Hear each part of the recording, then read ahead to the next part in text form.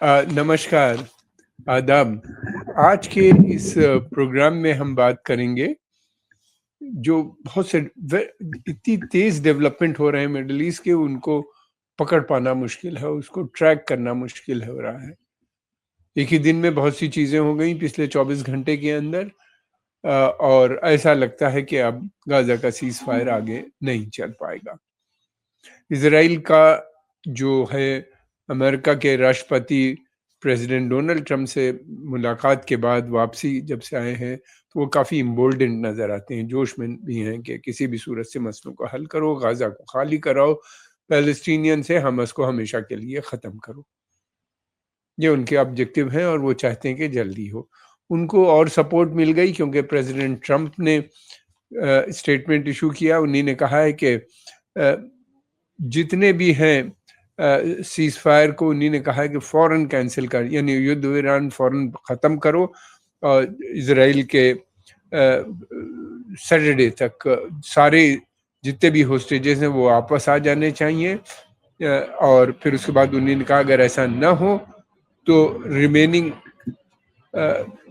Hostages जो हैं उनको छुड़ाना से पहले उनके ये है कि एक ही said that hell should break out, यानी कयामत ढा दो उनके ऊपर, ऐसी युद्ध करो कि वो लोग तौबा कर लें और गाजा स्ट्रिप को भी छोड़ दें। ये तो नहीं कहा उन्हीं ने, कि उन्हीं ने केवल इतना कहा कि ऐसा हो जाए कि वहाँ पे रहना दुश्वार, वैसे भी वहाँ पे रहना मुश्किल है, इसलिए कि रहने की कोई जगह नहीं है, लोग सड़कों पे भी नहीं, सड़क भी साबूत नहीं छोड़ी इन लोगों ने, और फिर उसके अलावा जो हालात हैं बहुत ख़राब हैं।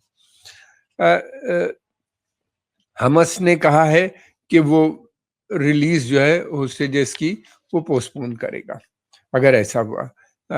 फिर उसके बाद ये भी है, इजराइल के डिफेंस मिनिस्टर ने भी स्टेटमेंट दिया है कि हमास इसकी जिम्मेदार है, इस वायलेशन की जो हो रहा है इस समय, complete violation of cease fire वो कर रहे हैं, उसकी जिम्मेदारी उन्हीं ने हमास को सौंपी है।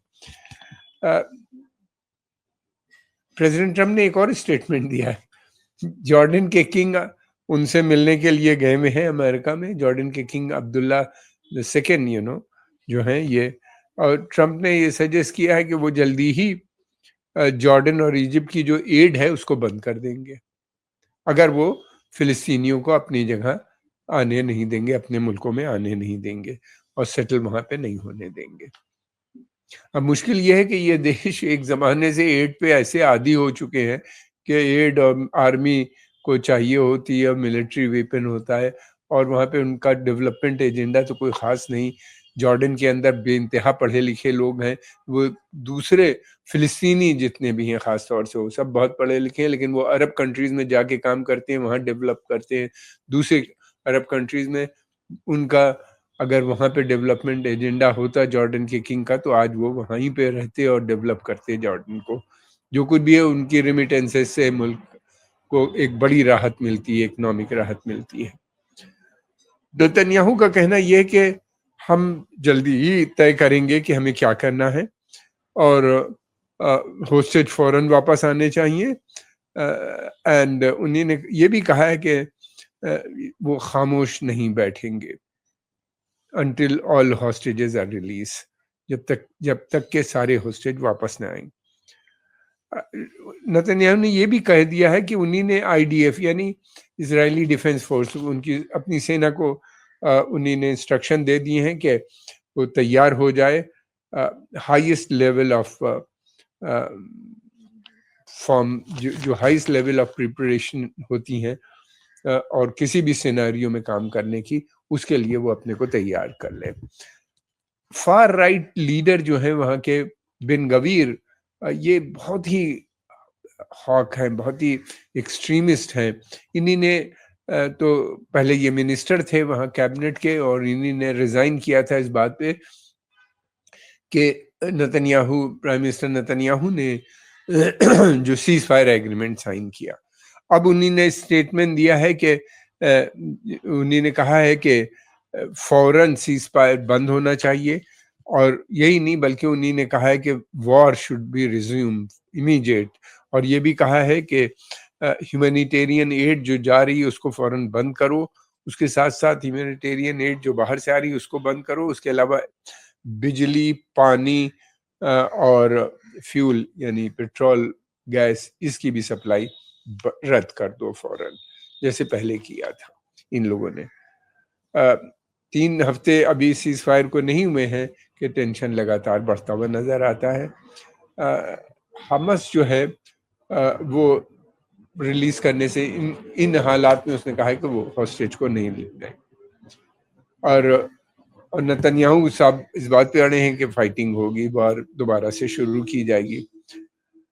आज ये जो फार राइट पॉलिटिकल पार्टीज हैं, इजरायली जो गवर्नमेंट है, जो भी गवर्नमेंट बनती है इन्हीं पे डिपेंडेंट होती है, सालों से चल रहे हैं। ये सिस्टम ऑफ गवर्नेंस, गवर्नमेंट का जो सिस्टम है उसमें छोटे छोटे दल मिलके सत्ता में आते हैं, अपनी गवर्नमेंट बनाते हैं, उनका रिप्रेजेंटेशन होता है। तो इस वजह से होता ये है कि जब भी कोई एजेंडा आता है, पहले जब आ रहा था टू स्टेट सोल्यूशन की जब बात की जा रही थी, तो ये होते थे ग्रुप्स जो थे फार राइट, ये विड्रॉ कर लेते थे अपने को, गवर्नमेंट गिर जाती थी और फिर उसके बाद इलेक्शन की डेट आती थी 6 महीने के बाद और दूसरी गवर्नमेंट बनती थी, वो भी नहीं करती थी। इस तरह से बात चलती रहती थी। अभी भी वही हो रहा है। नेतन्याहू की जो गवर्नमेंट है वो इन्हीं ग्रुप्स पे डिपेंडेंट है। अगर ये अपने को सपोर्ट ले ले, खासतौर से ये दो बहुत इस जो मिलिटेंट हैं, बहुत ही मिलिटेंट इनकी पॉलिसी है। एक तो जो है बिन गबीर और दूसरे जो है बाजिल स्मोस्ट्रिच, जो उनके फाइनेंस मिनिस्टर हैं, वो भी बार बार थ्रेट कर रहे हैं, रिजाइन करने की बात कर रहे हैं और वो भी नहीं चाहते कि सीज फायर आगे चले। और तो नेतन्याहू के सामने ये है कि वो चाहते ये हैं कि वो एक पूरी हुकूमत उनकी बनी रहे, गवर्नमेंट चलती रहे, और वो इसी तरह अपने को सोच रहे हैं जैसे किंग दाऊद यानी डेविड के समय में एक ग्रेटर इज़राइल बना था, इसके ऊपर कब्जा किया था यहूदियों ने आके और अपनी हुकूमत गिराई थी।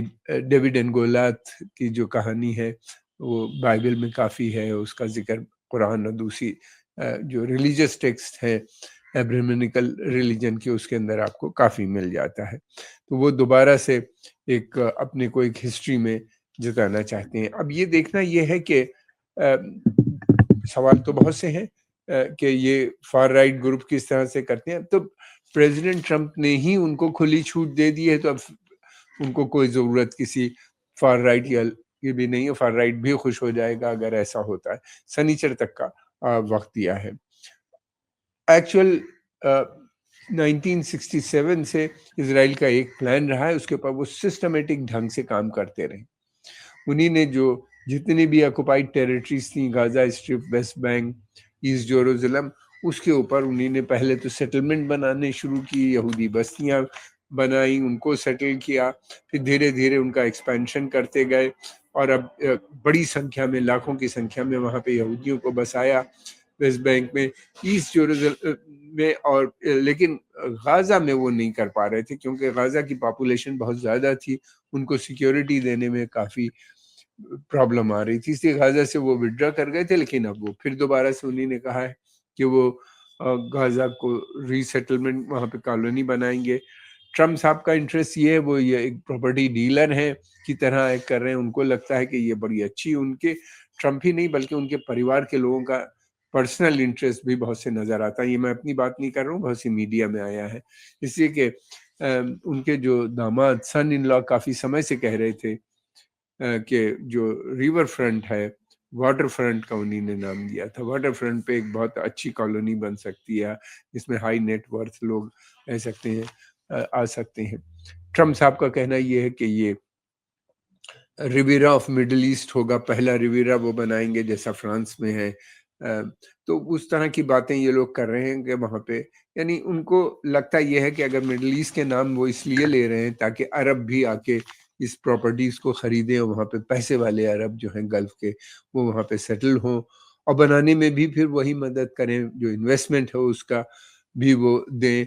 और वहाँ पे उनका प्लान ये है कि एक वो इसराइल ने, बल्कि नेतन्याहू ने पहले भी कहा कि वो एक दुबई जैसा एरिया बनाना चाहते हैं, जिसका मैं पहले भी ज़िक्र कर चुका हूँ। अगर दुबई जैसा बनेगा तो ज़ाहिर-सी बात है वो दुबई से अच्छा भी हो सकता है, और फिर वहाँ के ऊपर जितनी भी अमेरिकन, यूरोपियन और दूसरी बड़ी कंपनीज़ हैं बाहर की, वो वहीं इन्वेस्ट करेंगी, दुबई में नहीं इन्वेस्ट करेंगी, फिर यहाँ पे करेंगी। तो इकोनॉमिक यूएई ने उनके साथ, इज़राइल के साथ एक अब्राहम एकॉर्ड को, यानी उससे संबंध अच्छे बनाए, रिलेशन बनाए, वो सोचा था कि उनसे काफ़ी एड मिलेगी, मदद मिलेगी, इन्वेस्टमेंट आएगा। अब उनको ये डर लग रहा है कि उल्टा उनको महँगा पड़ेगा, क्योंकि गाज़ा अगर खाली हो जाता है, तो वो वहाँ पे एक दूसरा वो बनेगा, दुबई बनेगा, जहाँ पे इन्वेस्टमेंट भी तमाम से आएँगे। ये इन हालात में जो वहाँ के हालात हैं वो लगातार बिगड़ते चले जा रहे हैं। फ़िलिस्तीनियों का रहना मुश्किल कर दिया कर करने का प्लान बन रहा है। एक तरफ तो बॉम्बिंग, दूसरी तरफ ये है कि सन्निचर के बाद से देखिए क्या होता है, क्या उनकी जो फूड सप्लाई है, और दूसरी वाटर, पानी, बिजली और इलेक्ट्रिसिटी अगर ये सब बंद हो जाएगी, तो वो कैसे रहेंगे? और दूसरी बात ये है कि इज़राइल की में जो नेतन्याहू की गवर्नमेंट है, इसको कोई संकोच नहीं होगा कि वहाँ पे इन निहत्थे लोगों पे बॉम्बिंग करके, और 2-1 जहाँ मैसेकर हुए, वहाँ इनको छोड़ना पड़ जाएगा। इज़राइल का गठन जो था पहले भी इसी तरह वो कर चुके हैं। दायर यासीन जैसा मैसेकर हुआ था, जो रिपोर्टेड है, जिसमें बहुत लोग मरे थे। उसके बाद से गाँव देहात से लोग बड़ी संख्या में छोड़-छोड़ के जॉर्डन और दूसरे देशों में चले गए थे। हालात ख़राब हैं, अरब का रिस्पॉन्स, वो स्टेटमेंट पे स्टेटमेंट उनके आ जाते हैं, मगर वो लोग बेबस हैं, क्योंकि उनके पास इजिप्ट और जॉर्डन, ये 2 सबसे इम्पोर्टेंट देश हैं, जो कि जिनके बॉर्डर वेस्ट बैंक और गाज़ा से मिलते हैं। ये पूरी तरह इज़राइल के साथ जुड़े हुए हैं। इन्हीं ने मदद भी की थी इज़राइल की पिछले युद्ध में, और उसके अलावा भी बहुत सी चीज़ों में भी, इसके अलावा भी वो बराबर मदद भी करते रहे हैं। एक ज़माने से उनकी संधि है इन दोनों देशों के साथ। अब इनको भी एक बड़ी समस्या नज़र आ रही है। अगर फ़िलिस्तीनी आते हैं, तो इन देशों के, इन दोनों जगहों के ऊपर एक बड़ी समस्या खड़ी हो जाएगी। एक नया मूवमेंट भी खड़ा हो सकता है, जो सरकार के खिलाफ हो। ये जल्दी है अभी कहना, लेकिन हालात जो है वो बिगड़ते हुए नज़र आ रहे हैं।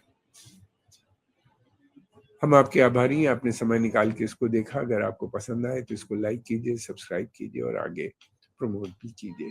इसको अपने मित्रों और दूसरे ग्रुप्स जो हैं उसमें भी भेजने का कष्ट करें। आपका बहुत-बहुत धन्यवाद।